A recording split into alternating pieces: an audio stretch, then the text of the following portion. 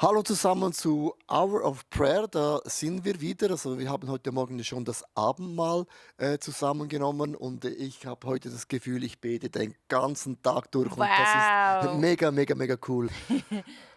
Ja, was für ein Gefühl. Wir freuen uns. Wir nehmen heute Mittag wieder die Message vom Sonntag durch und vielleicht hast du sie am Sonntag gesehen. Vielleicht schaust du jetzt nicht gerade direkt am Mittag zu, sondern dann erst am Abend. Aber es geht darum, träume Gottes Träume. Und wir beten das Schritt für Schritt durch. Wir machen es auch ein bisschen anders, weil der erste Punkt ist, Gott hat eine Bestimmung für dich.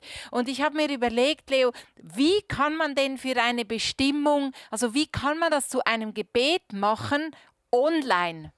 Also, das kann man verschiedene Punkte machen, aber mir wurde bewusst, und das ist jetzt ein bisschen theologisch, ich möchte noch mal ein bisschen ausholen zur Bestimmung, weil es ist ja ein Wort, wir möchten wissen, was ist unsere Berufung, warum bin ich auf dieser Welt? Und es ist eine wichtige, richtige Frage, weil wir haben uns entschieden, dass Jesus unser Leben leitet. Er hat große Pläne, wir wurden auch geformt im Leibe der Mutter, also Gott hat einen Plan und Ziel. Und ich habe gemerkt, die Bestimmung ist eben etwas, was höher ist als bloß, sag jetzt mal, ich habe einen Job, ich habe eine Leidenschaft, ich habe eine Begabung, ich habe einen Traum, ich habe eine Familie. Dann würde ich sagen, ja, das haben viele, aber was ist dann die Bestimmung der Kinder? Was glaubst du, hat Gott in die Kinder hineingelegt? Und dann kommt man zu einem ganz anderen Gebet in dem Sinne. Und die Bestimmung ist etwas, was Gott uns sehr oft nicht alles zeigt. Ganz, ganz, ganz selten. Also im Leben von Moses war das der Fall, aber der hat dann auch gewusst, es gibt aber auch dann nichts mehr zu diskutieren, oder? In dem Sinne, oft ist so, während du beginnst einmal zu dienen in deiner Leidenschaft, in Leidenschaft besser gesagt, ist wie ein Auto, nur ein Auto, das fährt, kann man steuern und lenken. Und man muss mal irgendwo beginnen und dann lenkt Gott. Und darum, wenn ich sage, lass uns beten für die Bestimmung, bete ich ganz bewusst Gott, leite, lenke, führe mich, dass ich da am Ende lande, wo du mich gerne hättest. Und das ist eigentlich der Gedanke von diesem Gebet, weil Josef hatte einen Traum. Aber der Traum war nicht seine Bestimmung. Und am Anfang hat er gedacht, ja, die Brüder werden sich für mich niederbeten, knien und alle diese Dinge. Und dann hat er später gemerkt, er ist da eigentlich, um das Volk Gottes in einer Hungersnot zu dienen. Und das war dann auch der Ort, wo dann das Volk auch größer geworden ist. Das war seine Bestimmung, aber das hat er mit 17 Jahren nicht gewusst, sondern es war ein Traum, eine Leidenschaft oder eine Vision. Und trotzdem finde ich es halt extrem spannend, dass ausgerechnet beim Josef, wo ja so einen krassen Traum hat oder so deutlich, wenn du es nachlesen möchtest, 1. Mose 37, Vers 7, seine Träume sind zweimal das gleiche, von der Aussage, aber vom Bild her anders. Also im Vers 7 steht, eure Garben, um nur einen Ausschnitt davon zu nehmen, stellten sich rings umher und warfen sich vor meiner Garbe nieder. Und spannend ist, dass ein paar Kapitel später, also gesagt 17 Jahre, 13 Jahre später, heißt es im 1. Mose 41, Vers 43, werft euch vor ihm nieder und ehrt ihn, so soll vor Josef ausgerufen werden. Und ich finde das schon eindrücklich, dass es exakt diese Worte sind, von denen er geträumt hat, die dann wahr werden und trotzdem, wie du sagst, Leo, ist das nicht seine Bestimmung. Also ich würde jetzt einfach gerne mit einem Gebet einfach beten, weil es ist wirklich ein komplexes Thema. Ich weiß und sagen Leute, ja, ist es jetzt mein Traum, ist es Gottes Traum, ist es Traum, sag jetzt mal, von der unsichtbaren Welt. Ich finde einfach wichtig, dass wir Christen da entspannt sind, weil ich glaube wirklich, wenn wir zu Gott beten, wenn wir zu Gott sagen, hier bin ich lege mein Leben dir nieder, dann kennt Gott ja unsere Themen, Gott kennt unsere Motivation, die ist ja manchmal ein bisschen schwierig, aber nichtsdestotrotz, dennoch und trotzdem kommt Gott zum Ziel. Lieber Vater im Himmel, ich möchte bewusst jetzt dieses Gebet und ich werde dieses Gebet bewusst im Glauben jetzt beten, dass du mich leitest, dass du mich führst, dass du auch die Hindernisse wegräumst, die im Wege stehen, die mich daran hindern, das zu tun, was du mit mir ganz konkret vorhast. Und es gibt keinen Berg, der zu groß wäre. Es gibt keine Täler, die zu tief sind. Es gibt keine Stürme, die zu heftig wären, dass ich nicht vorankomme. Auch kein Feuer, das mich stoppen kann. Wenn du etwas entschieden hast, wenn du über meinem Leben eine Bestimmung ausgerufen hast, wie im Leben von Josef, dann können nicht mal die Eifersucht und es kann nicht mal eine Grube, es kann nicht mal ein Gefängnis mich am Ende daran hindern, das zu tun, was du durch mich bewirken möchtest.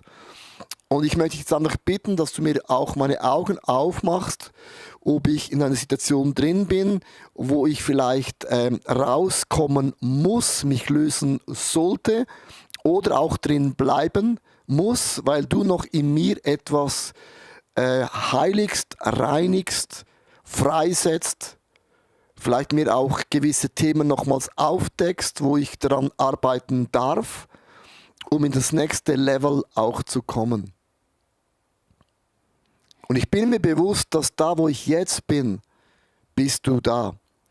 Und ich erinnere mich an diesen Bibelvers von David. David sagte, würde ich bis ans Ende des Meeres gehen, Gott wäre schon da. Und ging ich bis in das Totenreich hinunter, er ist auch schon da. Und stieg ich hinauf, so quasi in den Himmel, er ist auch schon da. Mit anderen Worten, David sagte, die Gegenwart Gottes begleitet mich.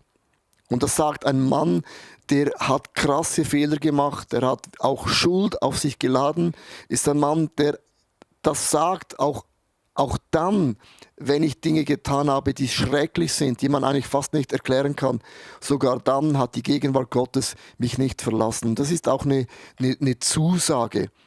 Es ist eine Zusage, wenn du in einer guten Phase drin bist, und es ist eine Zusage auch, wenn du sagst, ich habe eine ganz schwierige Phase vor mir oder auch hinter mir.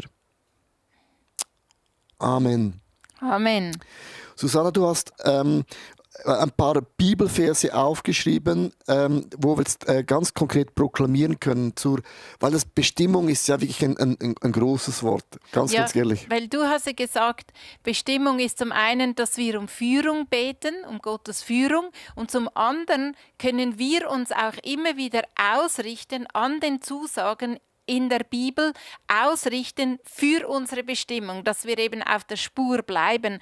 Und es sind verschiedene Bibelverse, du siehst die Versangaben auf der Seite eingeblendet. Mach doch einfach einen Screenshot davon, dass du sie nachher bei Interesse nachschauen kannst. Ich habe sie personalifiziert, was so viel heißt wie, ich habe sie in die Ich-Form gesetzt, so dass ich sie für mich selber aussprechen kann. Und das werden wir jetzt genau über unserem Leben machen. Also wenn die Bibelstelle dann nicht genauso formuliert ist, wie ich sie jetzt ausspreche, hat es eben genau damit zu tun, dass sie personalifiziert sind.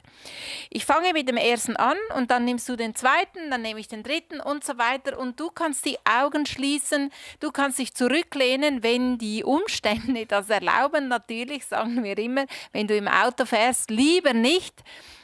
Autopilot gibt es ja noch nicht so in der Form. Also, es heißt da, und wir werden die Bibelstellen nicht einzeln vorlesen, weil, wie gesagt, du siehst sie eingeblendet, kannst einen Screenshot machen, damit du nachher noch nachlesen und vertiefen kannst. Du machst mich gesund und heilst mich von meinen Wunden, Herr. Der zweite Bibeltext, den ich über dir ausrufe, 5. Mose 31, Vers 6. Ich danke dir, Herr, dass du vor mir gehst und in mir bist. Du wirst mich nie verlassen und verlässt mich nicht. Ich werde mich nicht fürchten. Ich werde nicht entmutigt sein. Und ich möchte das nochmals über dir aussagen. Ich danke dir, Herr, dass du vor mir gehst und mit mir bist. Du wirst mich nie verlassen und verlässt mich nicht. Ich werde mich nicht fürchten. Ich werde nicht entmutigt sein. Ich werfe alle meine Sorgen auf den Herrn, denn er sorgt für mich. Der nächste Bibelvers, Philipper 1, Vers 6. Ich bin gewiss, dass der ein gutes Werk in mir angefangen hat, es auch vollenden wird bis zu dem Tag, an dem Jesus Christus wiederkommt. Und das ist eine ganz, ganz große Zusage. Das musst du dir mal vorstellen, dass Gott hat versprochen, ich habe nicht nur in dir was Gutes angefangen, sondern ich garantiere, mit meiner Garantie, himmlische Garantie, ich werde es auch zu Ende bringen. Was für eine Zusage. Gottes Gnade genügt mir. Seine Kraft ist in der Schwachheit mächtig. 1. Johannes 5, Vers 4. Mein Glaube ist der Sieg, der die Welt überwindet. Ich werde meine Zuversicht nicht wegwerfen. denn sie wird reichlich belohnt werden. Hebräer Kapitel 11, Vers 1. Mein Glaube ist sicher in dem, was ich hoffe, und gewiss in dem, was ich nicht sehe. Es ist unmöglich, Gott ohne Glauben zu gefallen. Deshalb bin ich ein Mensch mit starkem Glauben. Römer 15, Vers 13. Der Gott der Hoffnung erfüllt mich mit aller Freude und mit allem Frieden, wenn ich auf ihn vertraue, sodass ich überfließe mit Hoffnung durch die Kraft des Heiligen Geistes. Du hast Hoffnung bekommen. Hoffnung ist die größte Tugend Gottes. Das bedeutet, auch wenn ich niedergeschlagen bin, auch wenn ich im Boden liege, auch wenn ich versagt habe, Hoffnung bedeutet, Gott kann nochmals aus dem Unmöglichen etwas möglich machen. Und das ist eine Zusage, die ich über dir, über deinen Mann, deine Frau, deine Kinder, deine Verwandtschaft, über deinem Hab und Gut spreche ich das im Namen von Jesus Christus aus. Und meine Bestimmung ist, dass wenn ich um etwas bitte, so glaube ich und ich zweifle nicht. Matthäus 21, Vers 22, das Wort sagt, wenn ich glaube, werde ich empfangen, worum ich auch im Gebet gebetet habe. Mein Glaube ohne entsprechendes Handeln ist tot. Deshalb setze ich mich für meine Träume ein. Philipper 4, Vers 6, weil ich an Gott glaube, mache ich mir keine Sorgen und habe keine Angst von irgendetwas. Ich glaube, dass Gott auf meiner Seite ist. Und das sind so kraftvolle Bibelstellen, Zusagen, wenn wir uns die immer wieder vorlesen oder laut aufsagen und genau auch in dieser Reihenfolge, dann gibt es eine Dynamik, dann weist uns das den Weg und dann hilft uns das, in unsere Bestimmung zu kommen, weil das sind Aussagen über unsere Bestimmung, über deine Bestimmung und über meine Bestimmung, über unsere Bestimmung. Und du merkst, dass das Wort Gottes hat Kraft, das ist gewaltig, es gibt wie so einen Rückenwind, es pusht dich nach vorne, es macht was in deiner Seele, es macht was in deinem Gemüt, es macht auch was in deinem Geiste und es ist wirklich, es ist nicht einfach so, du kannst auch Zeitung lesen und das sind so ein paar Motivational Speeches, so gute Sätze, aber es ist nicht das Gleiche als eine Zusage von Gott, weil die Bibel macht lebendig, es beflügelt. Also, wir haben ja das erst gebetet für die Bestimmung, das ist ein komplexes Thema und ich möchte dir einfach sagen, sei entspannt, während du mit dem Auto fährst, nimm nochmals das Bild, wird Gott beginnen, dich zu lenken und auch zu führen. Das hat Gott versprochen, das hat er auch im Leben von Josef gemacht. Josef hatte einen schlechten Start, kann es nicht anders sagen, weil der Stolztest hat Josef nicht bestanden, effektiv nicht. Das ist wirklich, also wenn ich das erste Kapitel lese, da wird es mir ein bisschen komisch, weil er hat wirklich die Brüder verraten. Und die waren so dermaßen eifersüchtig und dann haut er zweimal einfach den Traum ihr vor die Nase. Es ist nicht viel Weisheit da und ich finde eben das Coole am Leben von Josef, die Bibel sagt, Gott widersteht dem Stolzen, das macht Gott, aber nichtsdestotrotz fängt Gott ihn dann auf und bringt ihn dennoch wieder auf die richtigen Bahnen. Susanne, für das Zweite, wo wir beten möchten, ist, prahle nicht mit deinen Begabungen. Das ist mega wichtig. Josef hatte viele Talente von Gott bekommen, also er konnte auch Träume deuten, by the way. Und alle Talente, die wir haben, ist ein Geschenk Gottes. Und natürlich, die einen sagen, ja gut, bei mir gibt es nichts zum Prahlen. Also natürlich die Leute, die sagen, ja, mein Leben ist nicht glorreich, dann bist du eher ein bisschen auf der Minderwertigkeitsfalle. Aber das ist eben auch etwas, was nicht stimmt, weil du dich vergleichst mit den Maßstäben der Welt. Weil Gott hat diesen Maßstab nicht. Wenn Gott dich anschaut, sagt Gott freut sich über die Talente, Gott freut sich über die Begabung, weil Gott hat das ja auch in uns hineingelegt. Ja, und es heißt hier eben, dass er seine Träume erzählt. Das ist die eine Seite, wie man es nicht machen sollte. Und im Philipper 2, Vers 3 bis 4 heißt es umso mehr, wie denn? Also nur zu wissen, so sollte man es nicht machen, also mit seinen Begabungen prahlen sollte man nicht, sondern weder Eigennutz noch Streben, steht hier im Philipper, nach Ehre soll euer Handeln bestimmen. Im Gegenteil, Seid bescheiden und jetzt kommt's, achtet den anderen mehr als euch selbst. Denkt nicht an euren eigenen Vorteil. Jeder von euch soll das Wohl des anderen im Auge haben. Und wenn wir alle danach leben würden, würde es allen gut gehen. Aber es ist nicht immer so einfach, vor allem, wenn du die erste Person in der Kette bist. Weil dann gibst du etwas hinein, was du selber noch nicht bekommen hast. Und genau dafür möchte ich beten. Und himmlischer Vater, hier sind wir. Wir lesen diesen Bibelvers, wir lesen, dass wir bescheiden sein sollten und den anderen mehr achten als mich selbst. Und ich danke dir, dass ich nichts geben muss, was ich nicht selber empfangen habe. Und deswegen strecken wir uns aus nach dir. Du bist die Liebe und du, Heiliger Geist, gieß die Liebe Gottes in unsere Herzen als einen andauernden Zustand. Und ich danke dir, dass auch das meine Bestimmung ist, dass mein Herz voll von deiner Liebe ist und deswegen habe ich immer etwas zu geben. Hilf mir dabei. Hilf mir dabei. Hilf mir dabei, mich immer wieder zurückzunehmen und zu sagen, ich nehme mich selber nicht so wichtig, sondern mein Blick ist auf andere gerichtet. Und ich möchte jetzt auch mit dir beten. Der Titel heißt ja Prahle nicht mit deinen Begabungen, aber ich möchte jetzt mit dir zusammen Gott Danke sagen für die Talente, die Gott dir anvertraut hat. Es gibt nicht einen Menschen, der nicht von Gott eine Fähigkeit bekommen hat. Vielleicht kannst du gut singen, vielleicht kannst du gut Dinge organisieren, vielleicht liebst du es, Ordnung zu machen, andere lieben es, Chaos zu machen, das ist auch eine Begabung. Ich schmunzel ein bisschen so, wenn man spontan ist, bringt man eben Leben in etwas hinein, was man oft eben auch, also jede Begabung hat auch immer eine Schattenseite, das ist ja klar. Aber man kann eben auch mit Chaos, sage ich mal, positiv gesprochen, eben Stimmung, Leben hineinbringen, wenn manchmal gewisse Dinge viel zu fest eben verplant sind, wo es gar keinen Platz mehr hat. Und das möchte ich auch bewusst sagen, weil, ich sage jetzt mal, in der Schweiz oder auch in Deutschland, wir lieben alles ganz genau. Und in der Schweiz, der Zug geht ja pünktlich, oder? Und das ist super, aber manchmal geht eben auch ein bisschen das Leben verloren. Also ich möchte mit dir zusammen jetzt Gott Danke sagen. Vater, ich danke dir, dass du mir Talente anvertraut hast, Fähigkeiten, die habe ich mir nicht aussuchen können.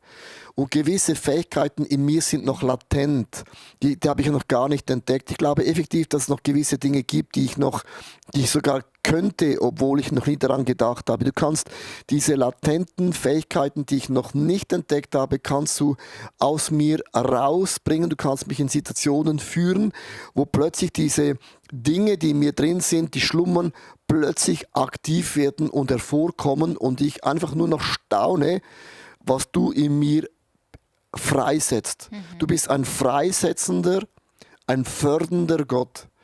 Und ich danke dir. Sag jetzt einfach Danke für deine Fähigkeiten. Sag Gott Danke für deine Talente.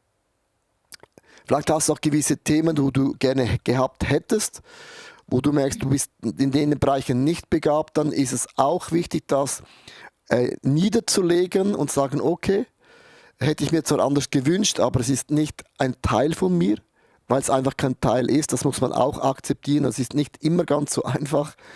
Aber sag einfach Danke für das, was du hast und lass diese Dinge los, die du nicht hast.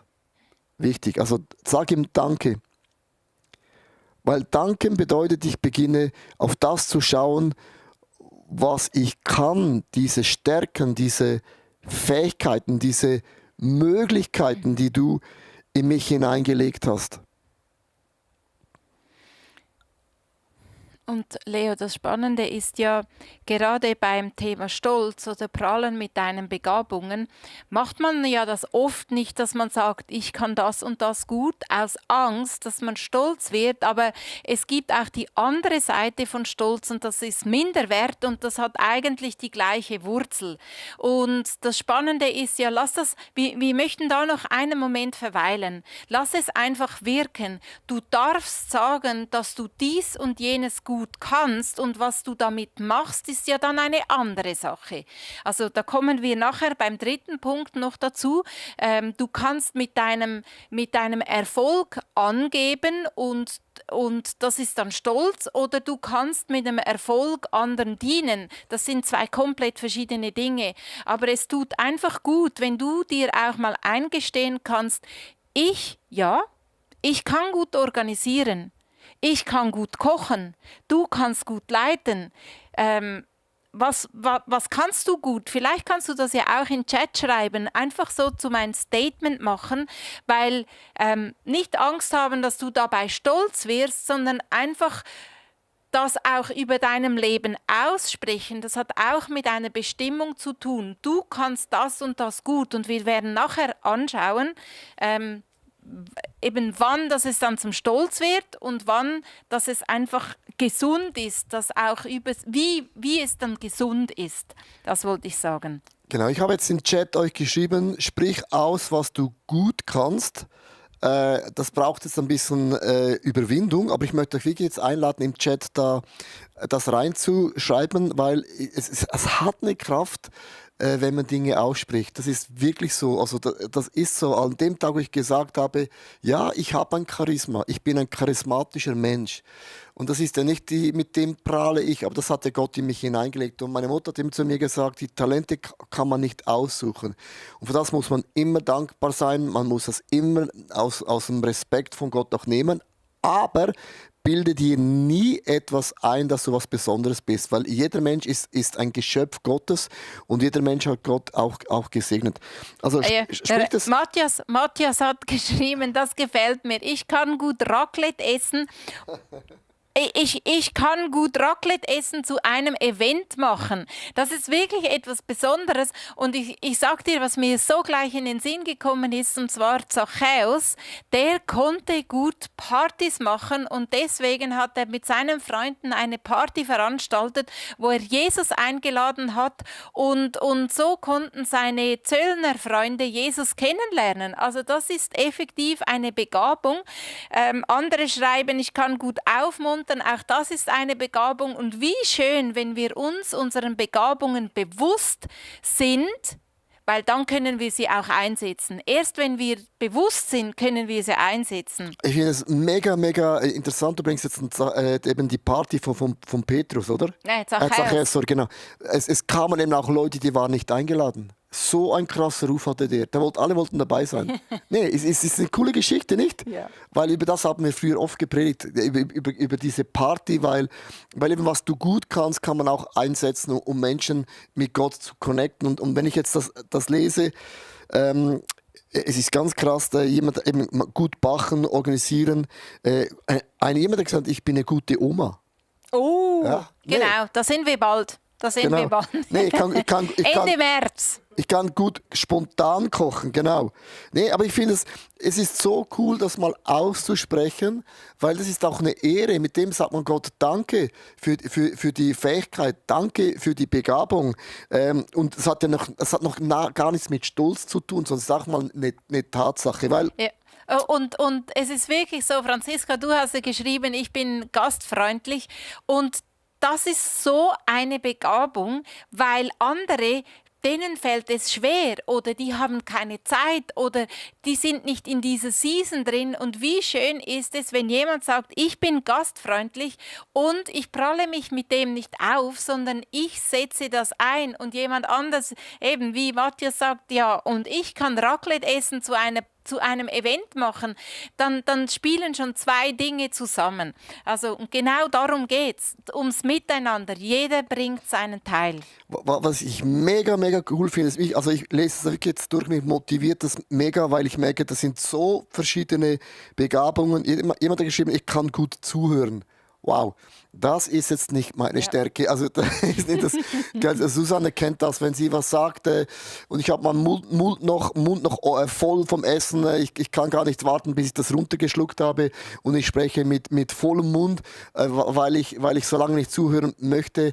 Ich staune einfach. Vielen Dank für das Mitmachen, für das Proklamieren, für Gott die Ehre geben. Und Susanne möchte jetzt noch zum dritten Punkt kommen. und da ein bisschen auch Zeit nehmen, weil das habe ich am Sonntag gebracht. Es ist wichtig, dass man auch die Wurzel anschaut vom Stolz. Und Stolz ist eben auch Stolz oder auch Minderwert. Man kann vom Pferd auf zwei Seiten fallen. Minderwert sagt man, das sind die Löcher und Stolz sind Berge. Und die Bibel sagt, Gott wird die Berge abtragen, den Stolz, und die Löcher auch wieder füllen. Man kann, wie gesagt, auf zwei Seiten fallen. Und wichtig ist einfach herauszufinden, die Frage, was ist die Wurzel von meiner Minderwertigkeit, oder was ist die Wurzel dann ganz tief, dass ich stolz bin. Und das wäre die Frage, die ich Josef stellen würde. Was ist schiefgelaufen in deinem Leben, dass du so prahlen musst, dass du einen Traum hast und schiebst es noch deinen Brüdern hervor? Also warum machst du das? Ja, also schau mal, ich habe in der Seelsorge nachgefragt, wie das sich genau verhält, weil ich liebe das Bild, das wir eigentlich verwenden von einem Baum. Man sieht die Früchte, es hat einen Stamm und es hat die Wurzeln. Und es ist immer hilfreich, gerade wenn es um Stolz und Minderwert geht, zu wissen, was ist jetzt genau wo. Ist jetzt Stolz einfach eine Frucht? Was ist dann eine Frucht? Was ist der Stamm und was sind die Wurzeln? Ich habe ehrlich gesagt gestaunt, als mir Irena aus der Seelsorge gesagt hat, dass Stolz und Minderwert sind bereits die Wurzel. Also das würde dann offensichtlich darum gehen, das einfach mal durchzuschneiden. Aber was ja spannend ist, was du am Sonntag gebracht hast, sind die Gründe für Stolz. Das ist eigentlich das Verhalten. Und Stolz kommt ja nicht immer so platt daher, sondern eben zum Beispiel, man brüstet sich mit Erfolg, man lebt vom Erfolg oder man lebt von dem, mit dem, was man sich identifiziert. Und da könnte man fragen, was ist denn die Wurzel davon, respektive du sagst vielleicht, nein, stolz bin ich nicht. Das ist schon die Wurzel, aber vielleicht merkst du plötzlich, ja, aber ich bin zum Beispiel, ich feiere es mega, aber schon ein bisschen übertrieben, dass ich eine Sucht überwunden habe. Oder du hast zum Beispiel so einen Familienstolz und das ist ein Verhalten, und wenn das Verhalten schon ein bisschen, also wenigstens für einen selber ist es ja meistens nicht so auffällig, sonst würden wir es ja merken, aber es sind dann so ein bisschen Dinge, die anderen auffallen, die ein bisschen übertrieben sind oder die ein bisschen unproportional sind. Und die Früchte, die sind dann zum Beispiel, die Früchte von Minderwert ist dann Einsamkeit oder Isolation oder Rückzug. Und beim Stolz ist es, wenn jemand einfach immer überheblich sich gibt und immer überheblich reagiert und immer überheblich antwortet, dann sind das die Früchte vom Baum. Und ich finde einfach, das ganze Bild ist für mich jedenfalls eine Bereicherung vor Augen zu haben, damit ich Dinge auch ganz konkret beim Namen nennen kann. Und ich gehe einfach davon aus, dass uns meistens das Verhalten auffällt, weil die Wurzeln sind ja im Boden. Also ganz interessant, jetzt hat jemand in den Chat geschrieben, auf das möchte ich noch eingehen. Und jemand schreibt, ich denke, Stolz ist im gesunden Maße okay, aber die Gefahr ist, wenn Stolz zu Hochmut wird. Und im Englischen hat man eben für Stolz zwei Wörter. Man sagt, ich bin stolz auf dich. Das ist so zum Sagen, ich bin wirklich einfach, du machst es super gut. Und bei uns haben wir ein Wort, Stolz ist immer so ein bisschen negativ. Und ich teile diese Meinung, es gibt diese, ich weiß nicht, wie ich das beschreiben soll. Wie heißt denn im Englisch? Proud? Proud and Pride. Aha, okay, stimmt.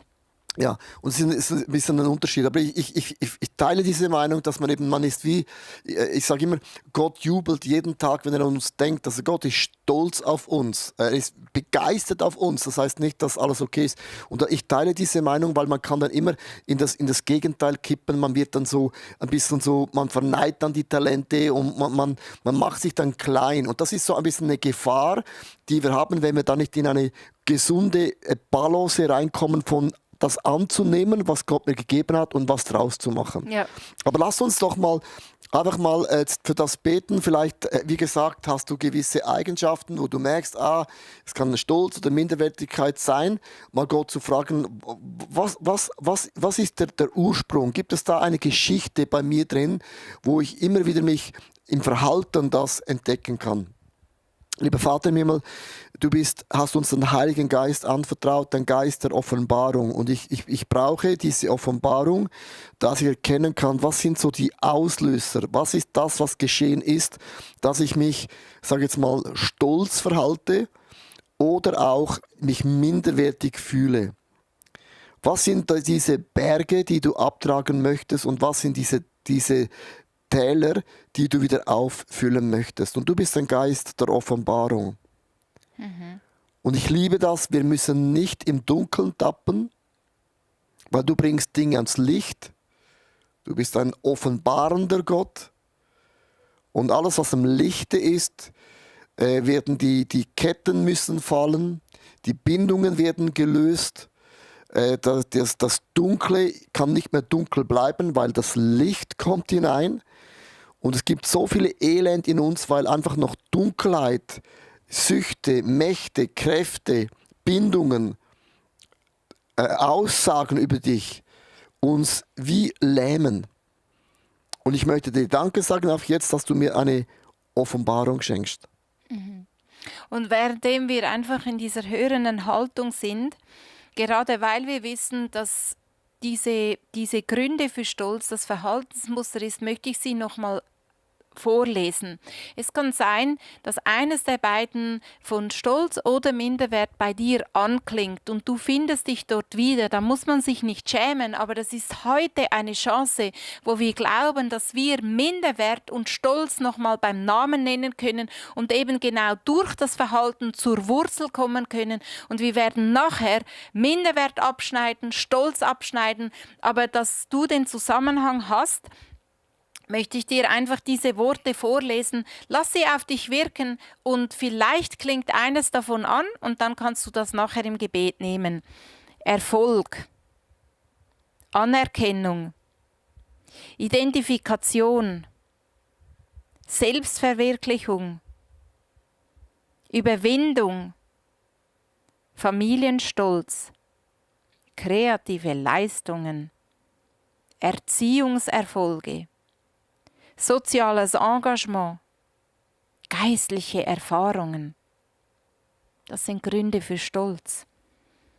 Gründe für Minderwert, Trauma, Vergleichen, Kritik, Perfektionismus, Selbstvergleich, sozialer Druck, Körperbild, Beziehungskonflikte, Arbeitsplatzstress, Einsamkeit, finanzielle Probleme. Und vielleicht ist jetzt bei dir eins von diesen Worten, wo du einfach merkst, da rührt der Heilige Geist in dir was an. Und jetzt leite uns doch im Gebet, Leo, dass wir den Stolz abschneiden können und zum Kreuz bringen und auch den Minderwert, der an diesen Gefühlen hängt, als Wurzel abschneiden und zum Kreuz bringen. Vater, du hast uns die Autorität gegeben, Dinge zu lösen und auch zu binden. Und ich löse mich jetzt von diesem Geist, vom Stolz und auch der Geist der Minderwertigkeit. Es ist wie ein Geist, etwas, was mich völlig beeinflusst und auch übernimmt. Und ich löse mich im Namen von Jesus Christus von dieser ungesunden Wurzel. Und ich bringe das an das Kreuz, weil am Kreuz geschieht eine Veränderung. Du machst aus einem Minus machst du ein Plus. Und ich möchte jetzt bitten, dass du diese Wurzeln in mir nochmals neu machst. Nochmals reinigst und heiligst und neue Dinge hinzufügst. Es ist immer so, wenn man etwas löst oder sag jetzt mal, dann kann etwas wieder aufblühen. Dann wird etwas gesund und es beginnt wieder zu wachsen in einer göttlichen Identität. Und die göttliche Identität ist so ein großes Wort, aber mit dem möchte ich ausrufen, dass meine sündige, egoistische, falsche Natur von früher hat keinen Platz mehr in mir. Der alte Adam ist gestorben. Nicht mehr ich wohne in mir, sondern Christus wohnt in mir. Er hat Platz genommen. Du hast Platz genommen, Jesus, in mir. Und durch jede Faser, durch jede Pore, durch jede Zelle, durch jedes Blutgefäß, durch den ganzen Körper ströme du durch mich durch. Und alles, was noch in mir drin ist, was nicht zu mir gehört, das spüle raus. Das spüle raus aus mir. Ich danke, dass Veränderung bei dir eine Tatsache ist. Ja. Und das Schöne ist eben am Bild vom Baum, dass wir nicht an unserem Verhalten schrauben müssen. Wenn wir nicht an die Wurzel gehen, nützt es nichts, wenn wir an unserem Verhalten schrauben. Und wir haben jetzt die Wurzel abgeschnitten. Du hast dich vielleicht irgendwo identifiziert mit dem einen oder anderen Wort. Wir haben es ans Kreuz gebracht und wir gehen nie zum Kreuz und bringen etwas, ohne dass wir nicht etwas anderes, ohne dass wir nicht das Gegenteil oder das Gute von Gott dafür bekommen. Und ich habe mir gedacht, Leo, wie wäre es, wenn wir noch ein paar Augenblicke Zeit nehmen würden, nicht durch alle, aber durch ein paar von diesen sozusagen negativen Verhaltensmuster durchgehen würden und sagen, ja, was ist denn zum Beispiel das Gegenteil vom Erfolg? Also wenn sich brüsten mit Erfolg ein Verhaltensmuster vom Stolz ist, was ist dann ein geheiligtes Verhaltensmuster? Ich bin gespannt auf deine Antwort. Ich bin jetzt am Überlegen und denke, okay. Okay. Also, Heiliger Geist, was ist denn, wenn Erfolg oder sich brüsten mit Erfolg ein Verhalten ist vom Stolz und ich dir das bringe, was gibst du mir stattdessen? Also, mir ist jetzt in den Sinn gekommen, Segen. Weil Erfolg ist ja eigentlich, das habe ich. Segen, ich bin gesegnet, um ein Segen zu sein. Könnte man das theologisch so sagen? Könntest du das bestätigen?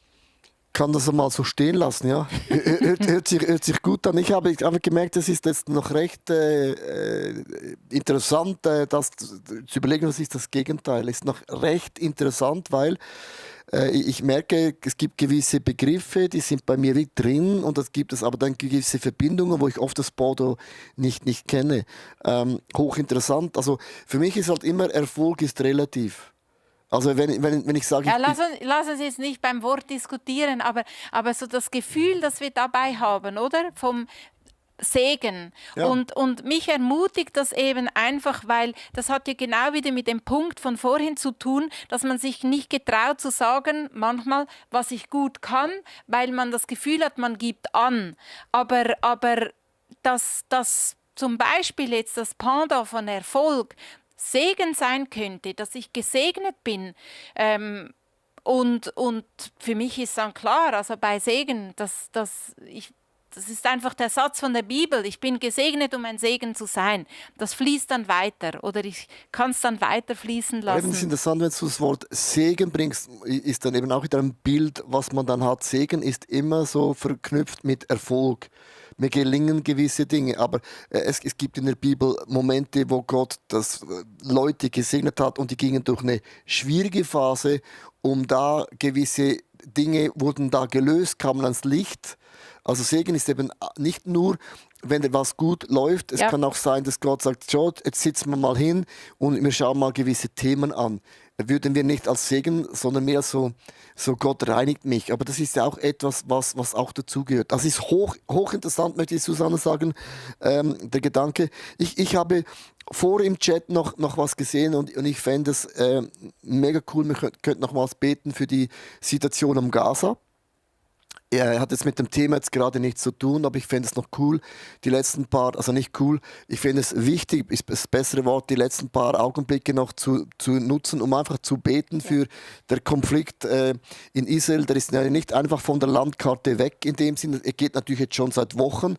Man hat sich auch wie ein bisschen auch daran gewöhnt, der erste Schock ist vorbei, aber eigentlich ist es noch bis zum heutigen Tage krasse Spannungen auf alle Seiten, löst immer noch viele Emotionen aus. Natürlich auch Menschen, die auch darunter leiden in dem Sinne. Und die Bibel sagt, wir sollen für Israel beten und auch Jerusalem segnen, damit wir auch gesegnet sind. Und ich möchte dich jetzt einfach mit mir einladen, einfach zu beten, dass der Wille Gottes geschieht, weil es ist nicht immer so einfach zu beten, was soll ich beten. Und wenn du sagst, ich habe keine Ahnung, für was zu beten, sagt zum Beispiel die Bibel, dann sollen wir in Zungen beten, in fremden Sprachen, weil dann wird das Seufzen vom Heiligen Geiste, wird das dann mit Gott connecten. Also manchmal habe ich keine Ahnung, dann betest du in Zungen, weil dann das geht direkt zu Gott und Gott kann das auch einordnen. Aber ich möchte es jetzt mit Worten machen, die man versteht, würde der Paulus sagen, oder?